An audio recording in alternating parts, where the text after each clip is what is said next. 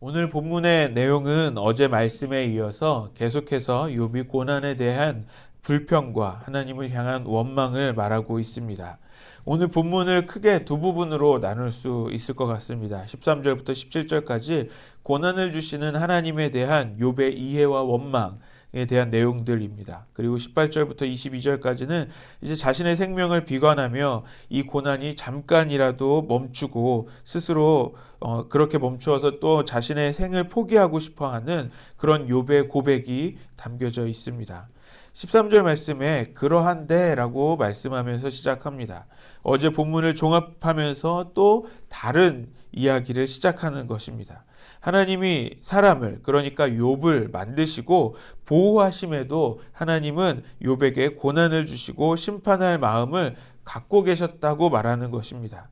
욥이 고난을 주신 하나님에 대한 그 이해를 고백하는 것입니다. 하나님은 욥을 심판할 계획을 갖고 계셨다는 것을 또 고백하는 것이죠.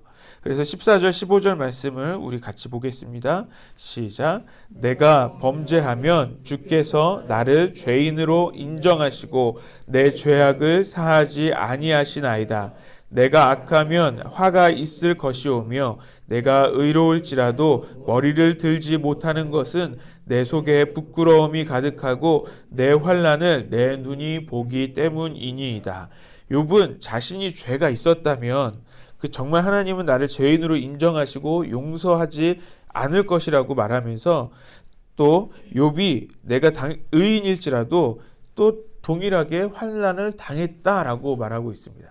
내가 죄인이었다면 정말 그 죄인인 것을 인정하는 게 당연한 것이지만 내가 의로우면서도 지금 환난을 당하고 있다고 말하고 있습니다. 스스로를 의롭다고 고백하는 욥의 자기 인식을 우리가 볼 수 있는 것입니다. 욥은 지난번에 엘리바스에게 답한 것처럼 자신은 전혀 죄를 지은 사람이 아니라고 말하고 있는 것입니다. 그래서 16절에 욥이 머리를 드는 순간 하나님이 젊은 사자처럼 욥을 찾아와 공격하신다고 고백합니다. 사자와 같이 그 강하신 하나님이 욥을 먹잇감으로 삼으시고 공격하신다는 것입니다. 17절 말씀 우리 같이 읽어보겠습니다. 시작. 주께서 자주자주 증거하는 자를 바꾸어 나를 치시며 나를 향하며 진노를 더하시니 군대가 번갈아서 치는 것 같으니이다. 욥은 자신의 상황이 이제 마치 군대가 나를 번갈아 가면서 치는 것 같다라고 말합니다. 특별히 자주자주 증거하는 자가 바꾸어지는 것을 말하고 있는데요. 지금 우리가 보았던 그 욥의 친구들이 욥을 찾아와서 욥에게 한 명 한 명씩 이야기하는 것 같은 욥과 논쟁하는 그런 모습을 우리가 생각할 수 있습니다. 우리 계속해서 18절과 19절 말씀을 같이 보겠습니다. 시작. 주께서 나를 태에서 나오게 하셨음은 어찌함이니까. 그렇지 아니하셨더라면 내가 기운이 끊어져 아무 눈에도 보이지 아니하였을 것이라. 있어도 없던 것 같이 되어서 태에서 바로 무덤으로 옮겨졌으리이다. 욥은 이제 자신의 태어남을 원망하고 있습니다.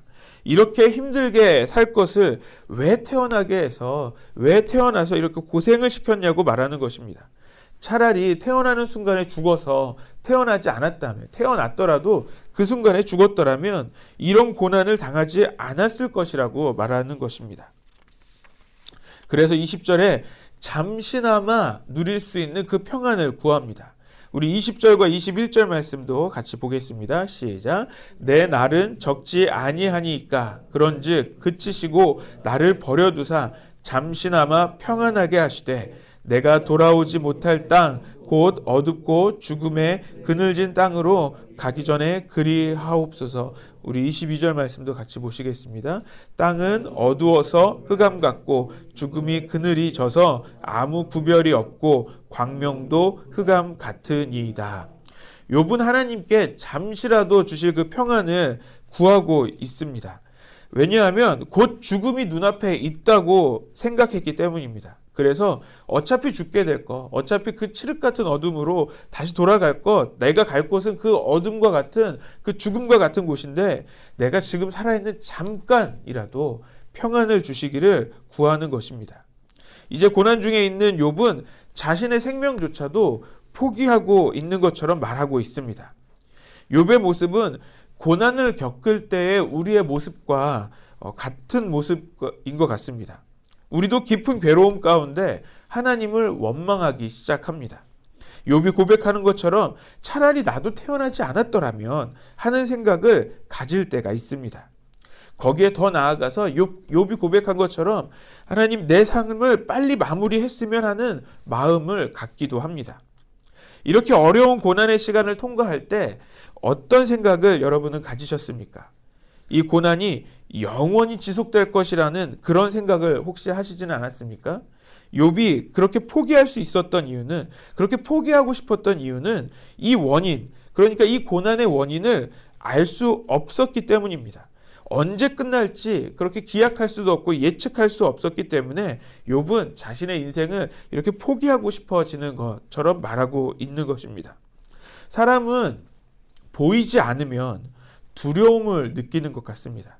우리가 눈을 감고 길을 걸을 때 신나게 뛰어가지 못합니다. 우리 눈앞에 무엇이 있는지 알지 못하기 때문에 조심스럽게 걷게 됩니다. 우리가 두 눈을 안대로 가리고 길을 걷게 된다면 혹시나 우리가 걸어가는 그 길 앞에 혹시 돌부리가 있어서 나를 걸려 넘어지게 하지 않을까라는 두려움이 생길 수 있죠. 또 혹시 비가 온 날이라면 물웅덩이에 내 발이 담겨지지 않을까 하는 그런 두려움이 있을 수 있는 것입니다.